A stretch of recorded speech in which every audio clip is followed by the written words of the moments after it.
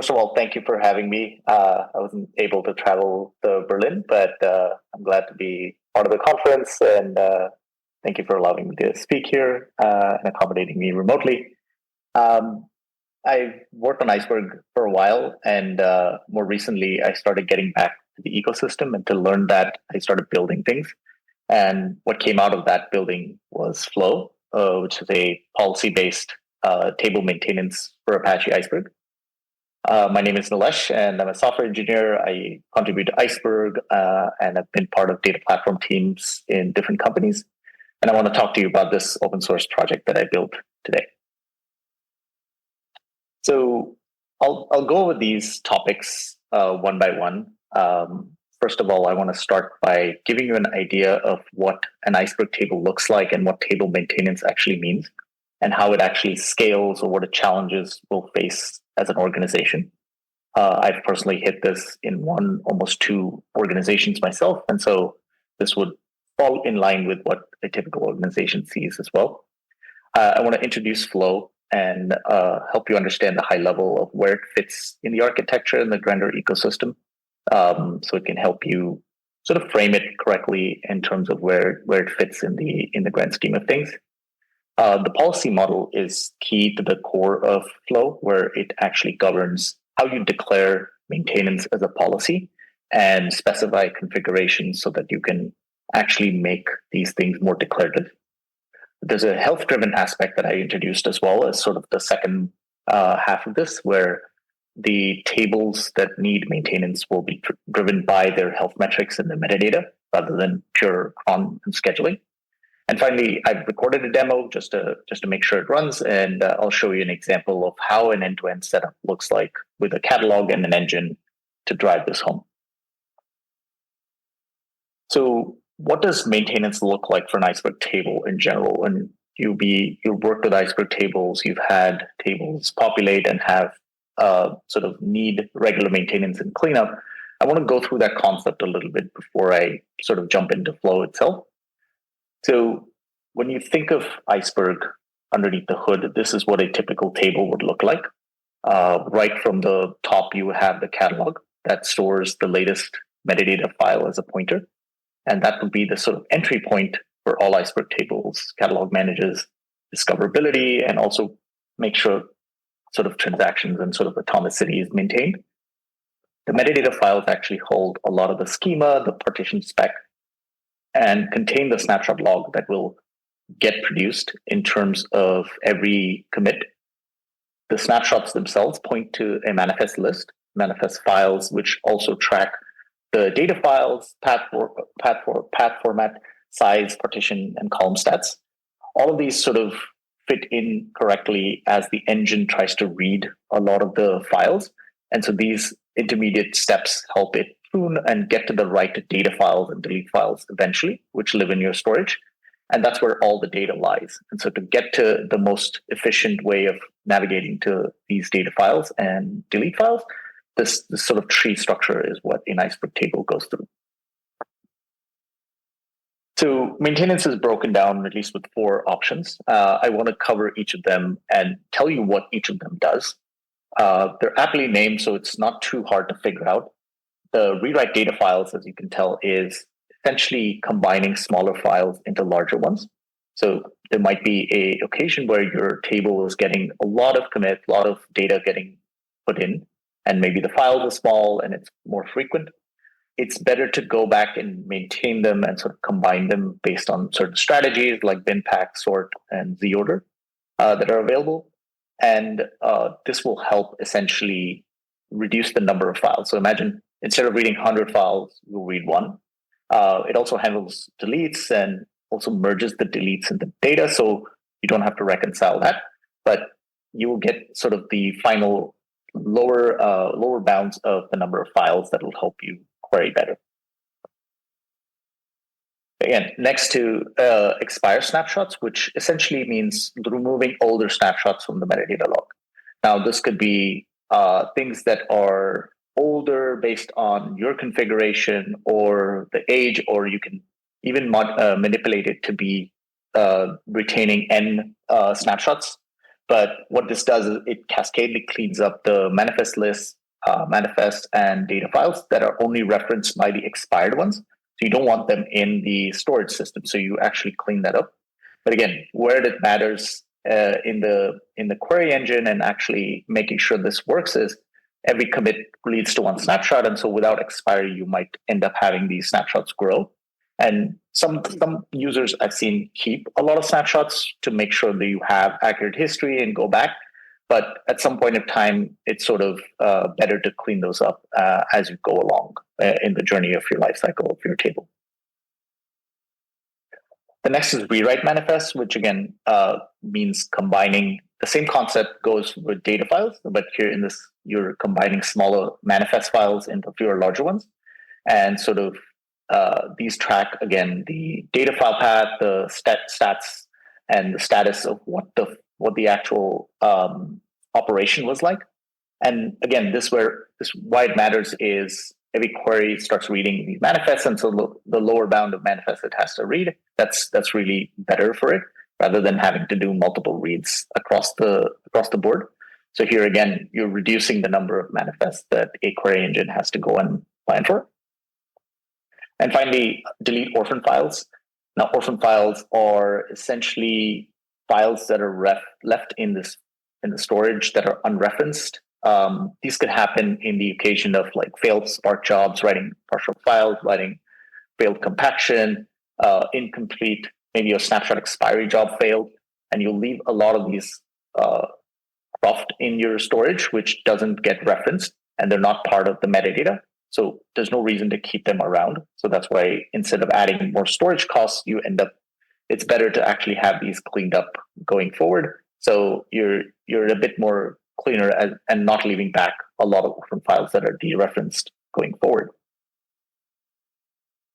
So every table will need this kind of maintenance as it grows. Like usually when you start with an Iceberg table, you end up continuing it, right? You'll populate it with data, your queries will keep going on, your business users will expand.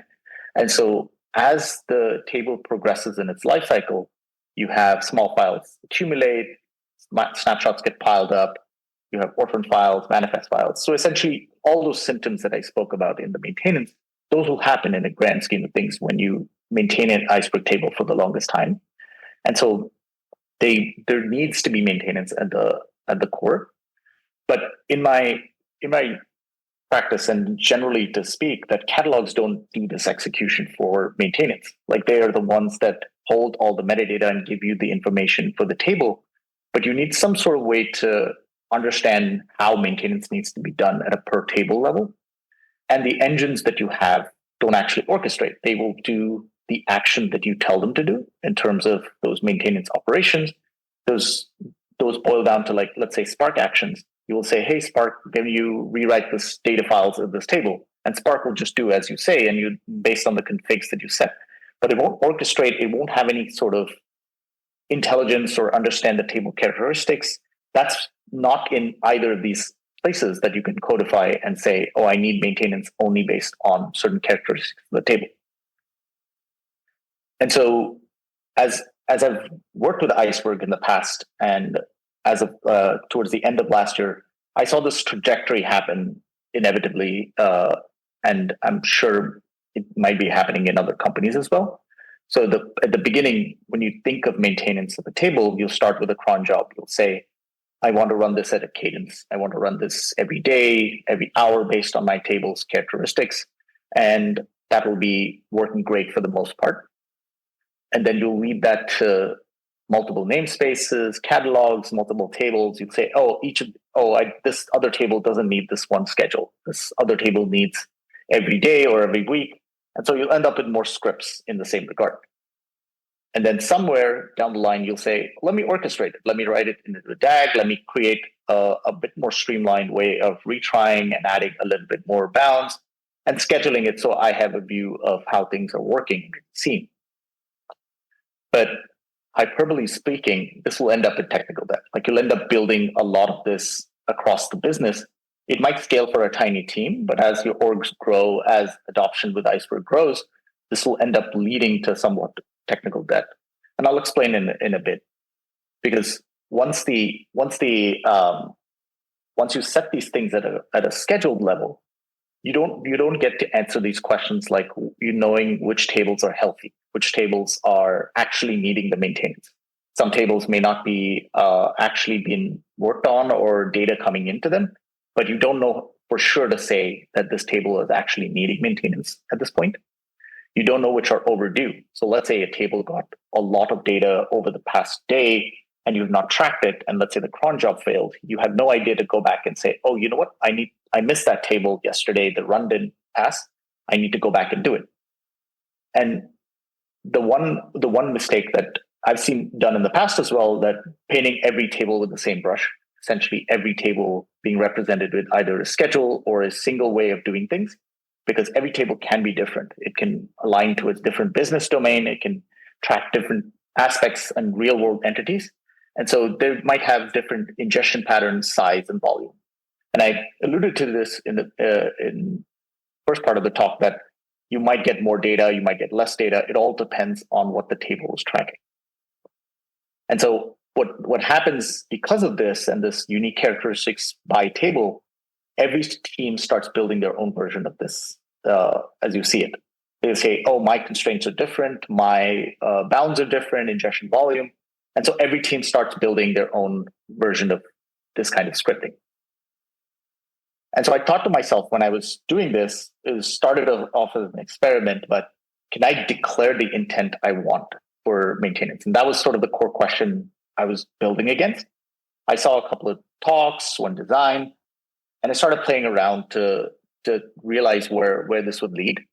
And that's where I started building. And this is the sort of product that you see here. It's called Floe, which is uniquely Floe is a sheet of floating ice. That was the most unique name in the Iceberg world that I could find at the time. But at a very high level, what Floe does is gives you the opportunity to declare policies against tables that would define the operation and the characteristics that they need to be adhered to. There are health-driven triggers that are in Floe that will only allow the execution of the operation based on the health of the table. There's a scoring that I've added as well to sort of, in a way, gamify or in a way quantify the health of a table itself. So you know that this table is being worked on based on its scoring. And the architecture itself is sort of decoupled in a way that you can plug in your catalog and your compute engine. You can bring any catalog and a combination of one of the two engines that it supports currently. And that's how the design is laid out. And I built a UI so that it's easier to visualize these things as you administer or as you maintain these tables. Because in a catalog world, you're looking at thousands of tables in the long term. So it's better to visualize this and see what's happening and get access to logs. The operations on the right you see are the same ones I spoke about. Those are the same four that are supported. Rewrite, expire, orphan files, delete, and then you have the rewrite manifest.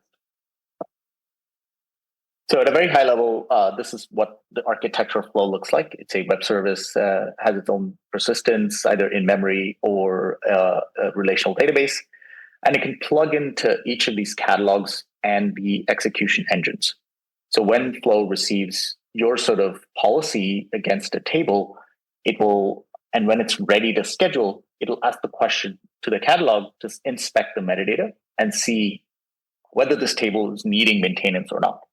And I'll go through the steps that it evaluates in, but roughly towards the end, if it's determined that this table does need maintenance, it will trigger it based on the execution engine that is configured. And so it'll essentially pass on a Spark job or a Trino SQL statement to say, hey, run this particular operation on this particular table.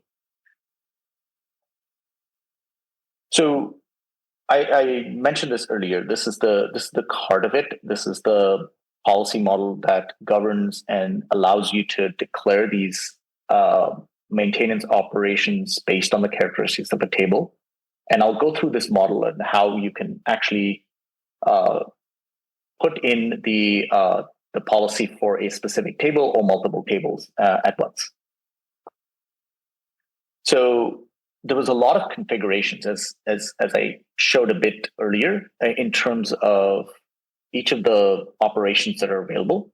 So to codify that, I just put all of those configurations into the policy module. And a simple policy example on the left is, let's say you declared based for the table pattern of prod events, and you assign a priority, you assign a name to make it unique. And you want one operation that is rewrite data files, the strategy and the target file size is set. And there's a schedule that you want to set in terms of the interval of when you want it to be run. And the nice part here is that it allows glob patterns, which allow you to do it either based on the entire catalog, the namespace, exactly one table, or even other specific wildcards, or even all the tables at once. So that's the table pattern that's extensive enough that you can apply to not just one, but multiple tables if they share similar characteristics. This again is very user-driven and use case-driven. So, but it has the ability to give you the ability to declare it across multiple tables if needed. And there's a priority assigned to each of these policies. And there's a resolution logic that I'll share in a few slides. That's where the scheduler will make the decision of which one actually wins and which one actually gets to run in the event of a clash. So the schedule model is also declarative enough that it gives you enough options. So you can declare it based on intervals, so you can declare cron expressions, start and end time. Some teams may want, I only want to run it on weekdays versus weekends. There's timeouts you can set and toggle with enabled or deleting. So let's say if a table doesn't get used a lot, you can just disable the policy for it, and then nothing will run on top of it going forward. And you can always go back and tweak it and enable it again. And so the execution check itself will make sure to confirm with all these properties and see, is it enabled? Is it within the window? Is it an allow day? And whatever you configured is going to be assessed before the decision to run it now is being made by the scheduler itself, so that whatever you set is honored, and it's checking all of these parameters at once so that you're actually getting things executed in the exact time that you want. Now, extending that initial policy across not just one operation, but multiple operations. Here's an example of, let's say you wanted to do it for your analytics tables, and you want all maintenance. You want all of these operations. I've covered two here because of the size of putting these in, but essentially this can expand all the four operations that I spoke about. This covers rewrite data files for now and expire snapshots with their own specific schedule. You might want to expire snapshot at a different time versus actually rewriting files at a little at a different cadence as well. So that gives you the flexibility to say, I want to rewrite the files which are more frequent and the commits a little bit more later. So that gives you, again, flexibility as a user to configure this based on your ingestion patterns and the speed at which data comes in to that table and how business critical it is at some point in time. There's additional trigger conditions that I'll talk about. Those are metrics driven, but those allow you to add additional sort of gating functions to make sure that you're running based on the conditions you declared and not just running it at cron, so that if they are ready to schedule, there's additional gating functions to make sure that you're actually running based on metrics, not just running based on cron. So that's the latter part where I'll cover a lot of the help portion. And this is where you'll actually introduce them in the policy module. So I spoke about the tiebreaker logic of the priority. So I sort of gamified this in a little bit, and I call it specificity, which essentially is adding a score to a policy. And I don't know if this is foolproof, but the idea is that if you exactly specify a catalog or a namespace or a table, you get more points. And if it's generic, if it's a glob, then you end up getting lower points. And so that's where the priority order is. I haven't tested this greatly enough, like it works mostly, but I think this is one way to sort of get past the priority clashing that can happen in an event of combining and matching priorities that are declared per policy. So hopefully this scales in the long term, but if it does not, I'm curious to see how it breaks. But this is one way I thought of sort of gamifying it to give the winner of the priority a little bit more advantage. So what you just saw was sort of the first version of Floe that I pushed out, and it happenstance at that time there was an Iceberg meetup that happened during the same time, and so I had the opportunity to talk to a lot of users initially who were dealing with similar problems of maintaining systems. And the thing that came out of that discussion with users was, can we be a little bit more intelligent or be more metric driven in terms of the maintenance and not just pure cron? And so I went back and started packing things in to see whether we can leverage the already existing metadata. So that the operations that we actually run are data driven and not just actually running at a cron. Because most of the time you'll end up doing these things at a cadence, but they may not be needed. And so going with that sort of assumption that do you need to run the maintenance or you're just running because you have set a schedule, that's the question I started asking. And that's where I started building this portion where it's more health driven directly based on the metadata and the health of the table. So there's a concept I added that is called health report, which essentially is, it's not that unique. It's essentially pulling all the metadata that is available free from the catalog. And I've categorized them based on their sort of higher level characteristics where they fall under in terms of concepts, in terms of snapshot, data file, the manifest, leads, and partitions. And these metadata pieces are available in the catalog, so might as well use it. I think one of the challenges was building this health report and keeping it consistent, but it is available so that you can take advantage and make this a little bit more metric driven than purely cron. So I took those metrics and I had to assign them some sort of symptom, right? So you're looking at metrics, but you don't know what exactly is wrong. So going from the metrics to actually classifying them as issues and problems that are very specific to each category, that's where the metrics become more meaningful. So you collected a bunch of metrics, but you say, oh, what's the use of it in terms of, is it indicating something or not? So in this case, I've attached it to actual quantifiable issues like, is it too many small files? Is it a higher file count? If it's the table is empty, stale metadata, there's different categories here that are assigned in terms of severity level and issues. Now, severity levels is actually what governs a lot of the decision to run. So if it's a critical issue, I'll talk about it more in the depth scoring portion, but the critical issues are served first, the warning second, and the info, which is almost like a no-op or there's no action needed. Those are the ones, this is the ordering of things in terms of the issues that are visible in the table. So this is tying in the metrics directly to an actual symptom and actual problem in the table, and then giving it those critical levels the severity levels so that a decision can be made whether they have to run or not. So the depth score is the quantifiable way of putting those severity levels. So I've given them 10x the points for a critical issue, 3x for warning, and 1x for this. And this allows to sort of arrange the ordering of the tables that are about to be scheduled for running based on their health. So the sickest tables somewhat run first, and the more critical, so they can actually be utilizing the critical budget that you have, because resourcing is also a thing, right? If you run tables that don't need maintenance, don't have any issues, you're essentially wasting compute. And so sometimes it may end up even being a no-op. And so you want to guard against doing something that may not be fruitful. And so how it works is you collect the metadata that's available in the catalog, you evaluate against the thresholds that you can set. You can set these sort of trigger conditions that you see in the slides before. It computes the depth score and it sorts the tables based on their health. And the reports I generated, I mentioned, the challenge was just keeping them, pulling them each time in the UI as well, and even during decision making. So I've cached them with a 5-minute TTL.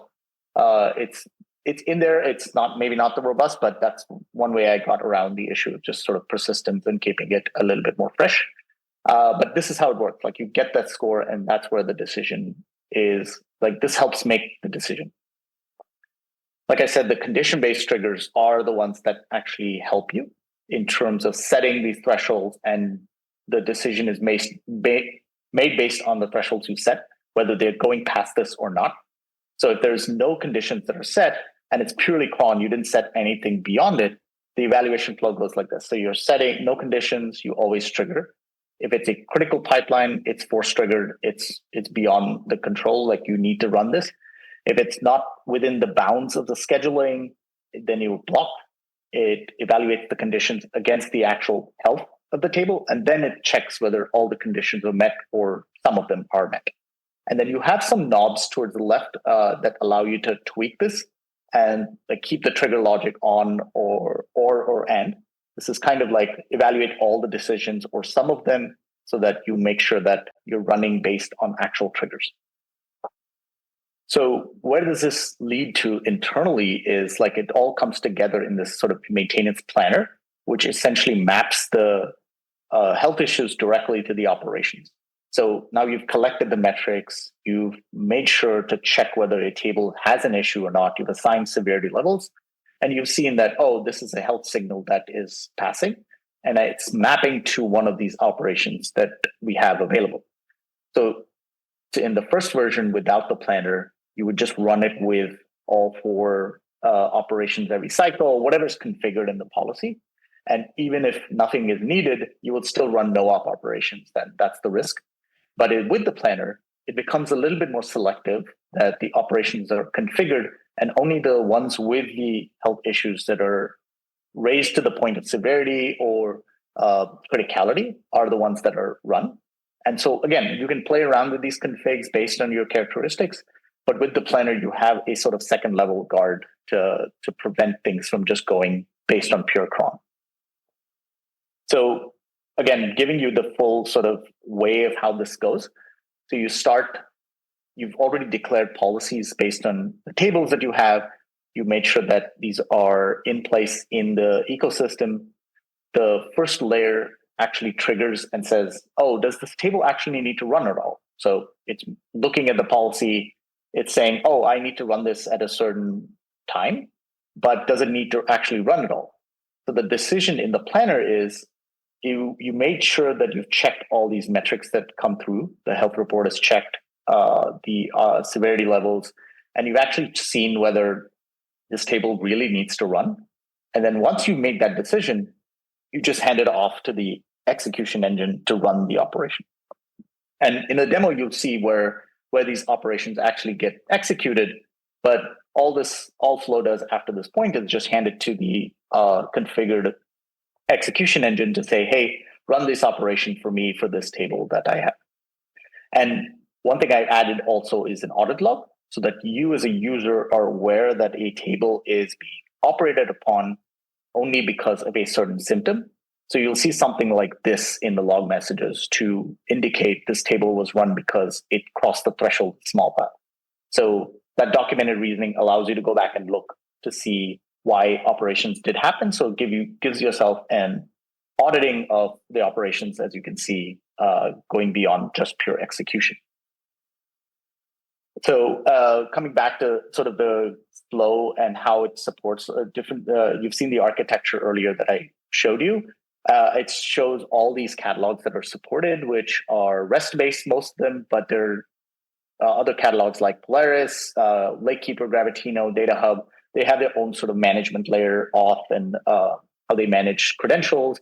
And so that part is sort of different between each of them. They're somewhat principally the same, but they all fall under the Iceberg REST spec, and they adhere to the IRC way of doing things. And there's other catalogs like Hive Metastore and Nessie as well that are supported. Towards the right, you see the execution engines. Initially, I had Spark in mind, but getting Spark running embedded in Floe didn't seem like the best way to do things. And I worked with Libby in the past that acts as a clean job server. So you can submit the jobs and actually send it to a job server, and that'll pass it on to the underlying compute, which can usually be like a cluster, and it'll run there. And Trino is also available that has all these operations to run. One SQL statement per table is how I've designed it. And the quick start guide, if you download the repo, you'll get all of these examples, and I'll run them in the demo, one of them. But you'll see all of these as you open up the make file and you can run them. Each of them is almost a full setup that runs these things and allows you to see how operations can happen in the UI as well. So a little quick overview of like what's available in the dashboard. You'll see it in the demo, but I just wanted to capture this in the slides as well, that you'll see a dashboard that comes up that covers all of the sort of bird's eye view of everything you have in Floe in terms of operations, in terms of most recent running. And then each of these tabs can go one by one, and you can see the policies that are declared for each table. You can see what operations are actually declared in each policy, whether they're enabled or not, and the priority that you can set. And the operations tab will show you the most recent runs that happened in the specific in your job cycle. And you can filter them by statuses. Currently it's all statuses, but you can go back and say, oh, which are the failed ones, which are the ones that are running, and which are the ones that are succeeded. And if you look at the tables tab, if you pop open a table that you configured in your catalog, it populates from the catalog that's attached. You will see metrics like this. So it essentially covers all of the metrics that the catalog gives us, and I just put it in the UI to be up front. So you're aware of all the metrics that are given to you by the table itself, and this is visible to you as a user. So I'll shift to a demo right now, and I'll cover an example in the REST spec. This is the REST catalog example that I want to run end to end to show you how things work. If you could switch to the demo. All right. So, they jumped early. The example is what you see in terms of the available examples for each catalog and engine. And you can run those based on whichever you prefer. So some of you want to do Polaris or any other catalogs, you can run that based on the examples. And what this does is it's an end-to-end setup. I've put in Spark containers that actually do the Iceberg table creation and data population. So a Spark container is running amongst these to do all of that and give you that data to measure with. So that now you see all of this spinning up, and there's a Spark job that gets kicked off, which will actually start doing all the table generation and setup. So that was where a lot of the data will live, and we'll attach policies to each of those tables. And that's where we'll see the triggering happen for each of those operations for each of those tables. So again, this is very simple as a Docker setup, and this can mimic a real world setup with different engines and catalogs. And now as this completed, these are the 4 or 5 tables that are created. You have policies that are declared against each of them.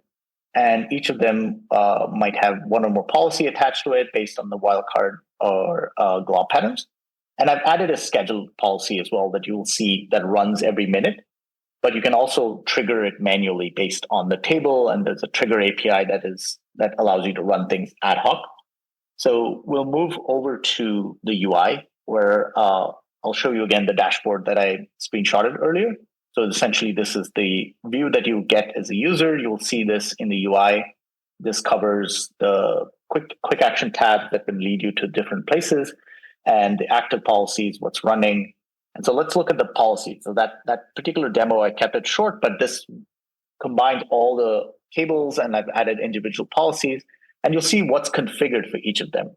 Each of them will have their own parameters, and the UI will show what's configured for each of those operations. So let's look at even a larger one that has all 4 configured, which has all these parameters that you can see, and you'll see them in the UI so you're aware of what you've set. And so, as I said, there's a schedule test that's running. It's running every minute, and this is where it actually runs. So it's running in Levy, and these are the actions it's taken. So these are the bytes it's rewritten, and the other operation will be a no-op. So you're seeing essentially what I mentioned earlier.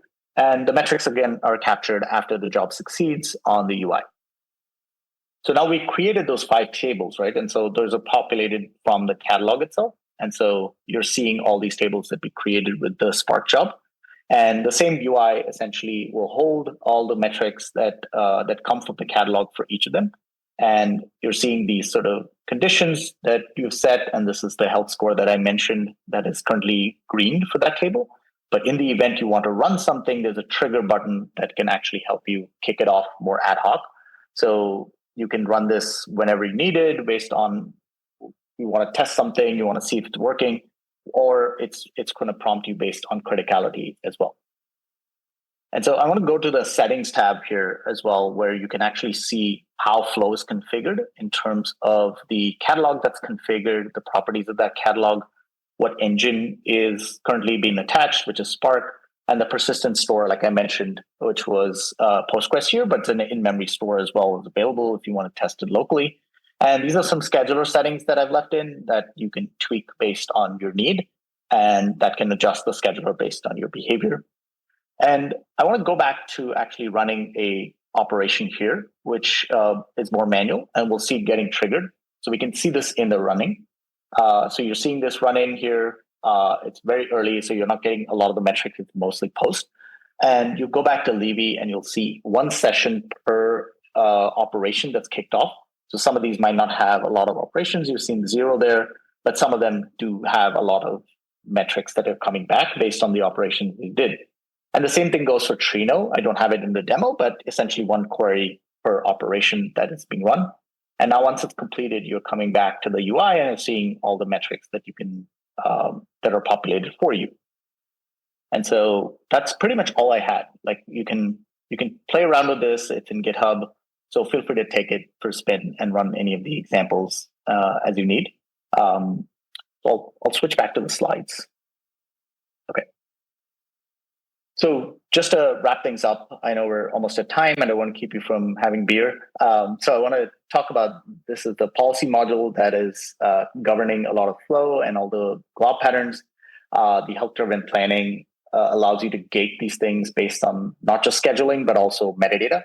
And Floe's architecture is pluggable enough that you can bring in catalogs and compute engines, and the UI is helpful for you to visualize things. And that's all I had. Thank you for staying this long. And the code is up here. The documentation is up here. If we don't get to Q&A as much, feel free to reach out to me after the talk as well. Happy to answer any questions. So thank you. Thank you. Okay. Thank you, Neelesh. So maybe someone has a question in the room. I will pass the mic. Thanks for that. That was super interesting. I may have missed this. I may not have fully understood part of how you were doing the organization of it. But when you were talking about the debt score at the end about the health-driven maintenance, you were saying that you can prioritize by criticality of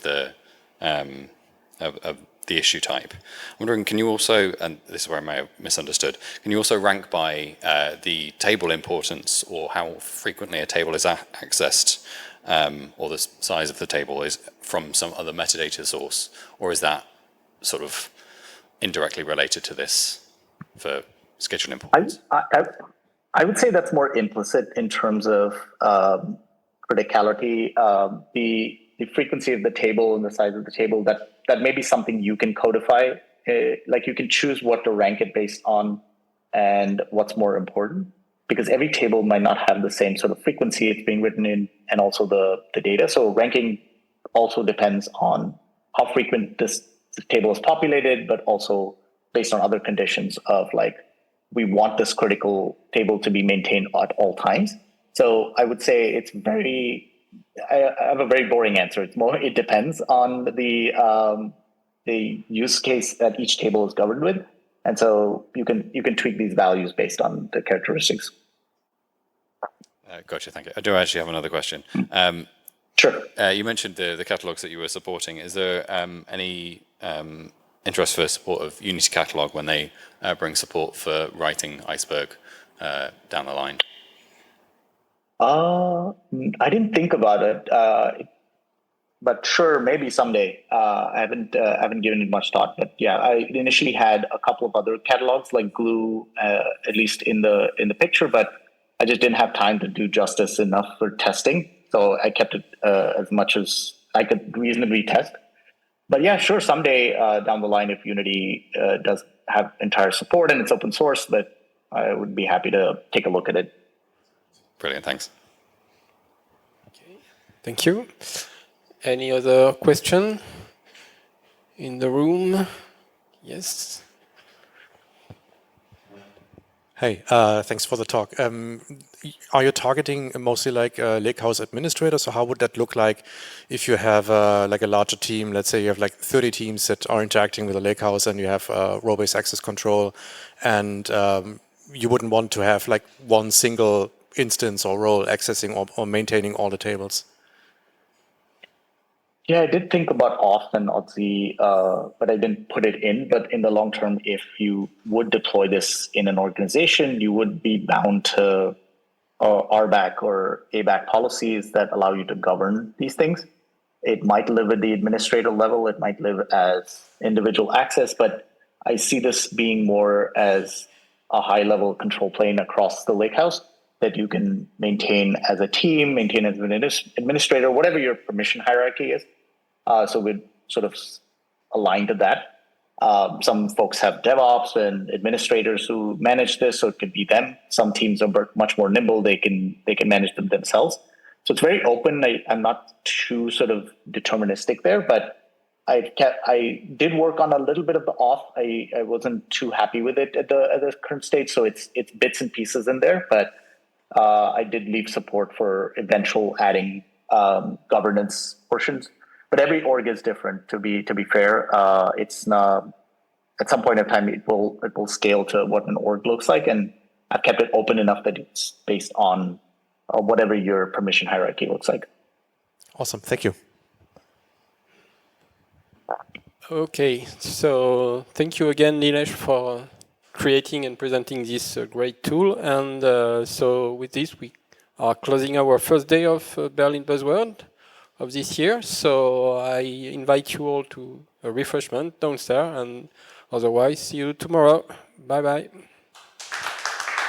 Thank you.